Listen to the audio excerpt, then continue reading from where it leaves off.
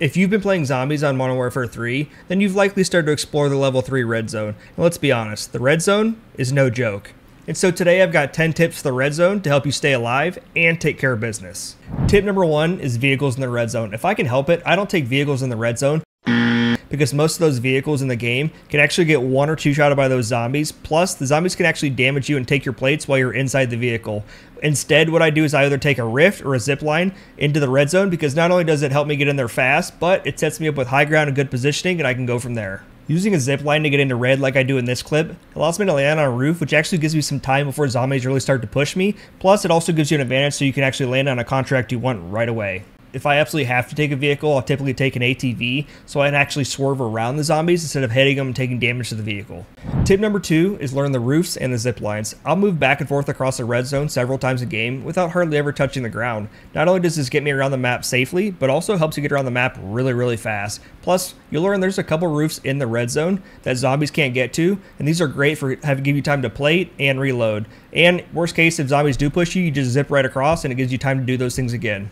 2 tips for this strategy. One skill you really need to master is where you dolphin dive and pull your parachute right away. This helps you dive out really far, which really helps getting around between those roofs. Tip number 2, sometimes the ziplines are kind of weird about the actual interact with them. Most of the time you can jump on them from like 15 feet away, which is amazing when you're trying to get away from zombies. But sometimes if the interact actually doesn't show up, what I do is I'll actually look away and then look back at it, and usually it shows up right away. You might want to try this and kind of play around with it whenever you're not getting pushed by like 15 zombies. Tip number 3 is turret parts. These turrets are the best part of zombies and will literally just steamroll anything in the red zone. I always try to have a couple of the turret parts in my inventory before I go in the red zone because not only do they help you get rid of a horde like in this clip, but also anytime I'm doing a bounty, I instantly look for any of the turrets around them to try and help me kill whether it's a disciple, an abomination, or even a mimic. They literally just destroy everything. My other big tip with these turrets is I only ever put 1 chip in at a time. That usually gives you like 1 to 2 minutes of turret time, which should be plenty of time for whatever you're doing in that area. Plus it helps save your other chips for, other contracts, things like that. If you've made it this far, the other best thing you can do to help in the red zone is make sure you're subbed to the channel because I'm going to help you guys get better at zombie as I grind out this Borealis camo and get all of those rare schematics.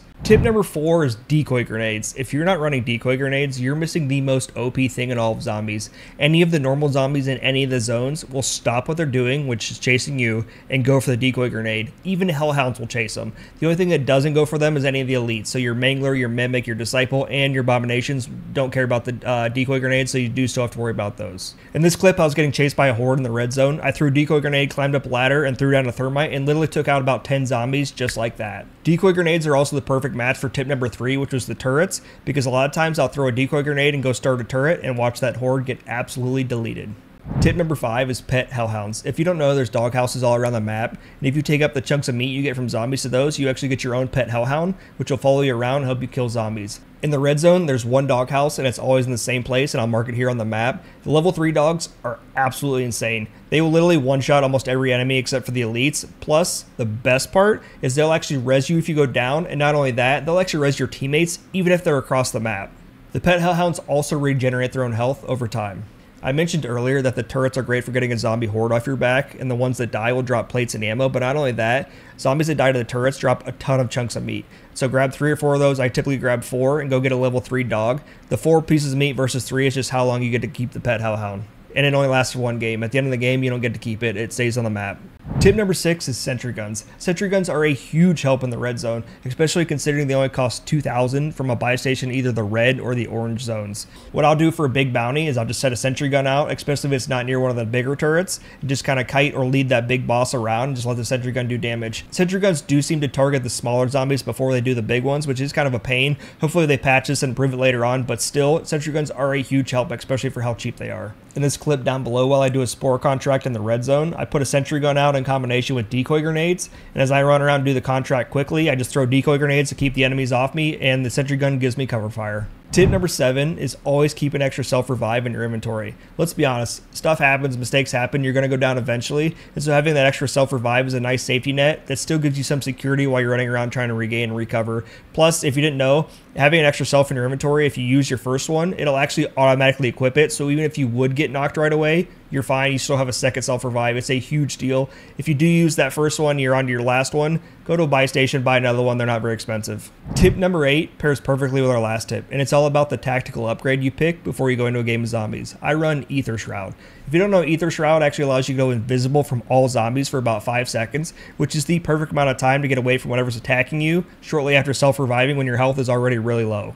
Also, if you follow me on TikTok, which I really hope you do, in a clip I posted the other day, I used Aether Shroud to help me res a whole team who had gone down the red zone and had sent out a plea for help to be rescued. Tip number 9 is don't be afraid to bounce, and there's different levels of this. So in this clip down below, I was in the red zone, I ran out of plates, and there was no buy station in the red zone. So what I did see was a buy station very close by in the orange, so I go over there, buy some plates, reset, and then I just grab a zipline right back across, and I'm ready to go again. Things can change really fast in the red zone. You can burn through a lot of plates really fast, and you can't always rely on killing enemies to regain plates, plus the buy stations are almost always in very well guarded areas. I mentioned there was different levels to this tip, and so in this clip down below, I was already out of plates, and literally everywhere I turned, I ran into more zombies. So what do? I actually jump off the edge and just reset down to the coast, where I know there's smaller groups of zombies, which I can control much more easily in a fight, hopefully find some plates, and then reset and move back into red.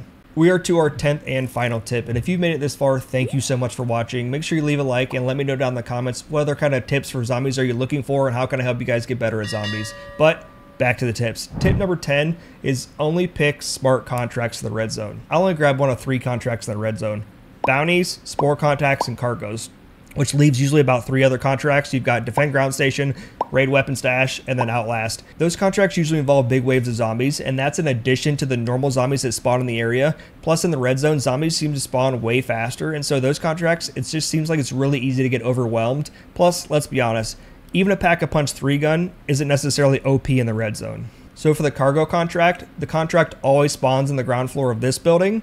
The LTV will spawn in this gas station, and then I'll actually draw the path that you take to the drop-off point. For the bounties, you'll get any one of the elites in the red zone, whether it's an abomination, a mangler, a disciple, or a mimic. For abominations, use a turret absolutely if you can. It makes the contract super fast, super easy.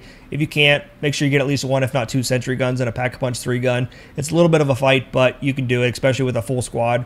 For any of the other 3 elites, I'll actually use a turret obviously if I can. Otherwise, use decoy grenades. You actually pull them out in the open and draw them in front of that turret. Otherwise, sentry guns and a pack-a-punch 3-gun, they'll go down pretty quick. For spore contracts, they're usually in this courtyard here on the map. There's usually a turret there. If not, put a sentry gun down. There's an ammo box there, so just throw decoy grenades. You can get that contract done in about 30 seconds. Pretty easy. This wraps up my 10 best tips for the red zone, and if you want to see my tips for fighting the mercenaries and zombies, then check out this video I have linked here.